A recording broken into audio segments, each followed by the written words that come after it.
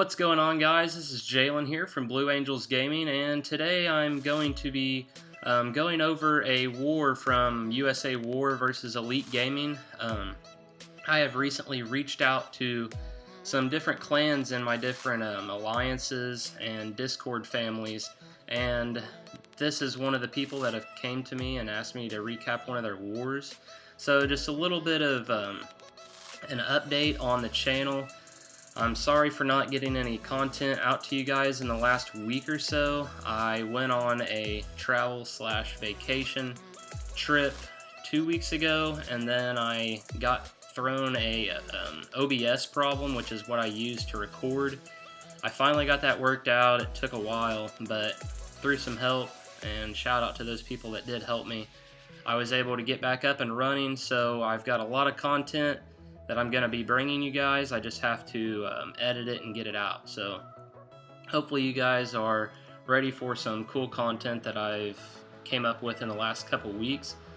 So just a little bit of history on this clan, USA War. It is kind of just now entering into the competitive scene. It's a part of one of my clan families, CNC Gaming, which actually is going through a name change right now, something along the lines of Firearm Association.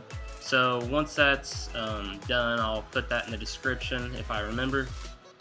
But this clan is pretty cool. It's got some really cool attacks that I'm going to go over. It's got some new content, new Town Hall 12 content, which I'm stoked about. Some of the better content that I've seen so far from Town Hall 12. And this is a really tight war all the way through with Elite Gaming. Very close all the way till the end. And it's got a pretty exciting finish that I'm not going to leak until you guys can see it for yourself. So we'll go ahead and start. And one other thing, the opposing clan, Elite Gaming, was the champs of the CWL Invite Season 2, and they also participated in the Clash Cup. So it's a pretty elite clan that USA War is going against, so it just makes it that much better. So we'll go ahead and start off. And I'm going to start from the bottom to the top because I like to save the exciting content for the end. So I'm so glad to be back, guys. Let me know in the comments what you guys would like to see in the future. So this base right here is going to be using Shattered Hobo. So some hogs and bowlers. I'm guessing in the CC, if I remember right. It's been a week or so since I recorded this. So they're going to go ahead and start with a couple golems to eat up that damage from the single targeting defenses. Send in some wall breakers to get through that first layer wall, maybe even the second. Yes, so oh no, he wasn't able to get all the way through to the second wall, but he's got that jump spell to go ahead and get through that layer and into that three other columns. So I was right, there were bowlers in the CC, he displays them. And this army comp starts off with this awesome kill squad that's just eating through the 3 o'clock position of this base. Really high heroes are pretty much necessary for these type of attacks. Looks like he is a max Town Hall 9 as far as heroes go anyways. So this is able to do all kinds of damage to the beginning half of this base. So just with this kill squad, he's up to 35% already. He's able to send in those few hogs, take out the Tesla. They do get hit by a double bomb, but the hill spell is able to regenerate their health. Here comes some more hogs, and pretty much at this time he's got everything deployed. There's another double bomb, but another hill spell to regenerate those. And he's just got a baby dragon left for cleanup. So we're really hoping for these hogs to stay alive. There's another double bomb, but he has one more hill spell, so that comes into play very nicely. His queen still is alive, which is huge, guys. If you've watched my previous video, which I will put up at the top in one of the cards, for queen walking, I can't express enough in that video that you want your queen, especially all heroes if possible, but especially your queen, to stay alive through the whole attack. It's pretty much necessary in order to get those 3 stars. In this case, with hogs, loons, it's a little less important, but it still is a great feature to try to do. So here I speed it up, show you that nice 3-star. I love seeing 3 stars against Town Hall 9s. I'm kind of excited to see what happens with those since the new Town Hall 12. Hopefully it's not going to be the new Town Hall 8, which is pretty much non-existent anymore in wars. But I don't think it's going to be. I think one of the main things that's wrong with Town Hall 8 is you don't have the Queen, which is such an important part of the attack. So I really think Town Hall 9 is going to stay true to that fun, those fun attacks, and I think they'll stay a part of a lot of leagues and so on. So the next base is using a Fire Fist attack. Awesome attack. Honestly, I haven't seen one of these attacks in a long time, just personally, but it's awesome to watch. Whenever you put things like P.E.K.K.A.s, which aren't really even used that much at Town Hall 9, mixed with an air troop like the Dragon, it's bound for an awesome attack, especially if it ends up in a 3-star. So this was a really cool attack to watch, and I can't express enough how glad I am that people like U.S.A. War allows me to recap their wars, especially with me being as new to the Clash YouTubing genre that I am. I'm very happy that they let me come in and do this for them over some of the more experienced people, but you gotta start somewhere, right? So he uses those 2 rages right in the core, and this really just eats up those last defenses, especially this Expo right here. The P.E.K.K.A.s are able to stay in front, which just takes up and soaks up all the energy, or all the hits of the other defenses. A little lost for my words there. He's able to use his Queen on those skeletons, and I speed it up.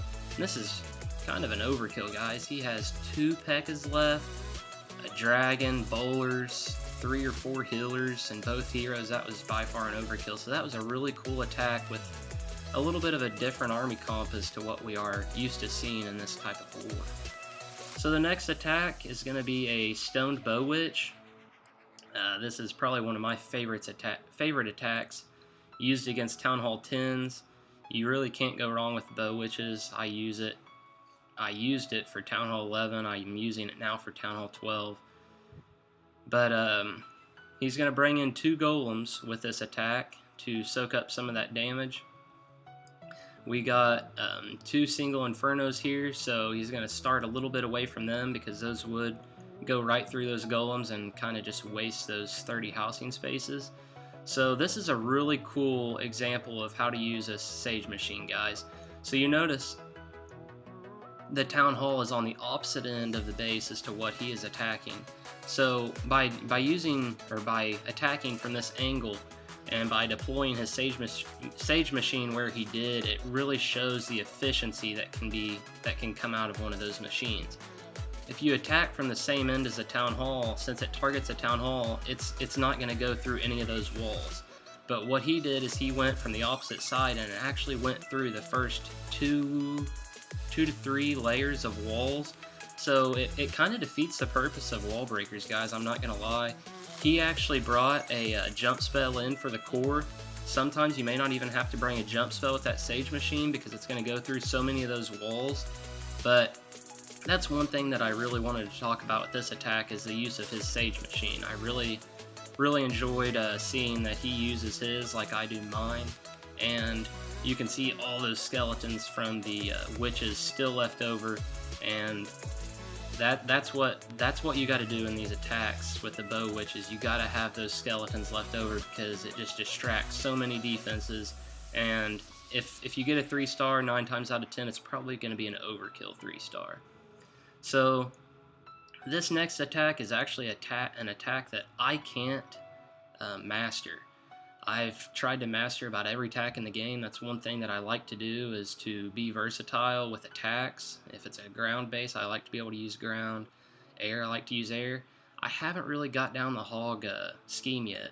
So that's one good thing about recapping these wars. I learned some strategies while going through them.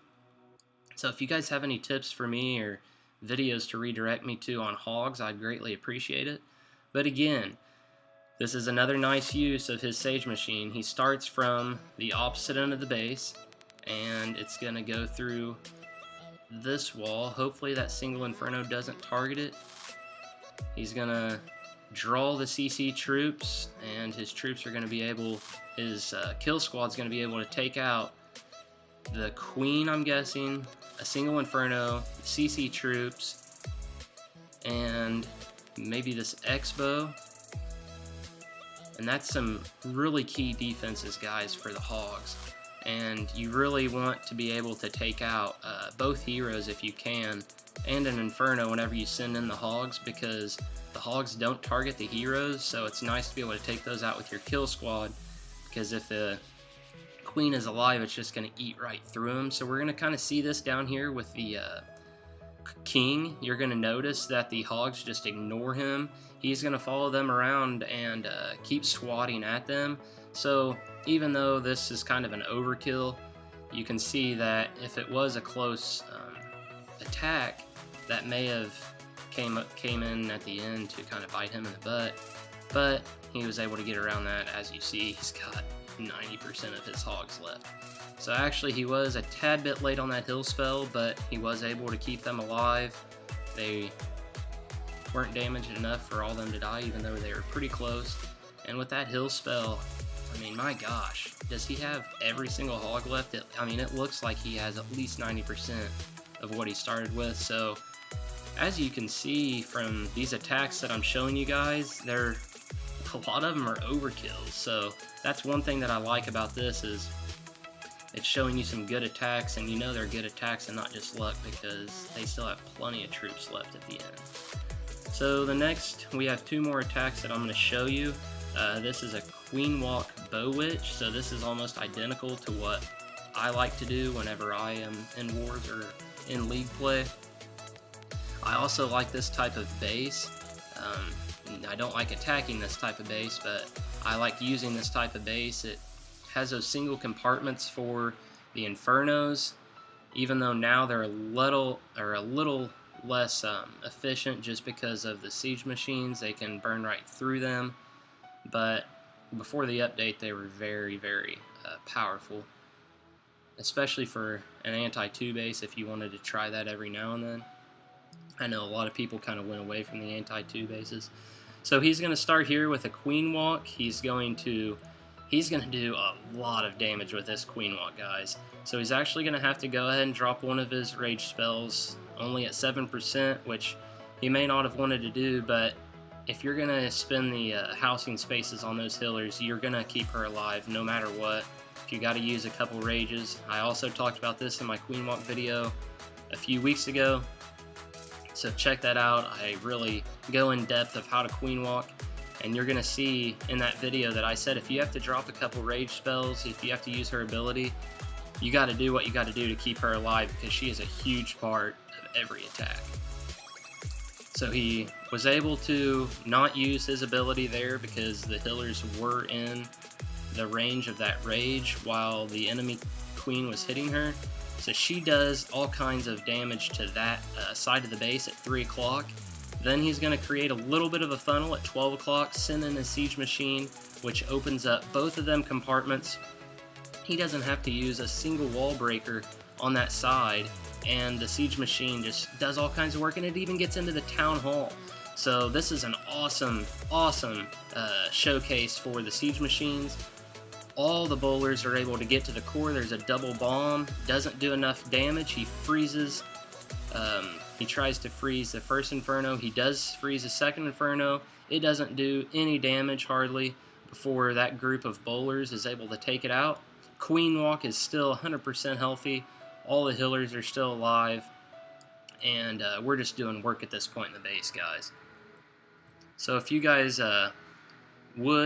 don't forget to subscribe. I know that you guys haven't seen much content from me in the last couple weeks, but I promise you I'm going to start getting more content out as I am back home. I've worked out my OBS issues, and hopefully I don't have any more. Seems to be kind of a pain. I love OBS, I love its features, but there's a lot of difficulties that are kind of unknown. You go to the forums and you just can't really figure them out. You have to talk around and find the right person to help you with it. So yeah, just go ahead and like the video if you guys like this kind of content. If you don't, let me know what kind of content you would like to see. Share this around with your clans. If you would like for me to do this for you guys, for your clan or for your league, just let me know.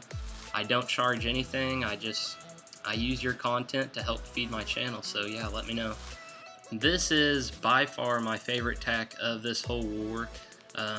This is against a pretty stout base, and it displays the awesome new troop levels. This is one of the first attacks that I've seen live, displaying these new troop levels. Every single troop here, including the Queen and the Warden, is at max level. The only thing that isn't is the King. And this is showing how Clash, or how Supercell, brought back air game to Town Hall 11 and 12. So this is really exciting, guys. I thought that this was really awesome that this guy was able to pull out this triple with this attack, and it shows how strong those new hero levels and troop levels are.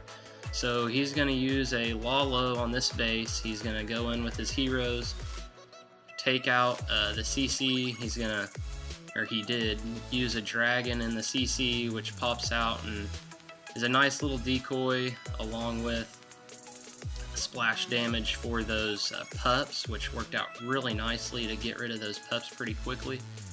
The Queen is going to go around, come back and kill those air mines, and he displays the rest of his air troops. Those balloons are freaking awesome. I love the looks of the red balloons. Some of the troops, like the archers, I don't really care for the new looks of those, but the balloons they did a great job on. They look very lethal. So you can see that those loons were able to funnel straight into the core, take out the eagle, and now it's just left up to one whiz tower, or three whiz towers, one on the 3 o'clock side that just goes down, a single inferno, and now all that's left is one whiz tower, a couple point defenses, and this base is cake. So he was able to pull out this triple with some troops left over. He still has several loons, he has his warden, some cleanup archers and pups, and this just goes to show you really how powerful these new troop and hero levels are. So guys, if you would, subscribe, like the video, and thanks for tuning in. I'll catch you all next time.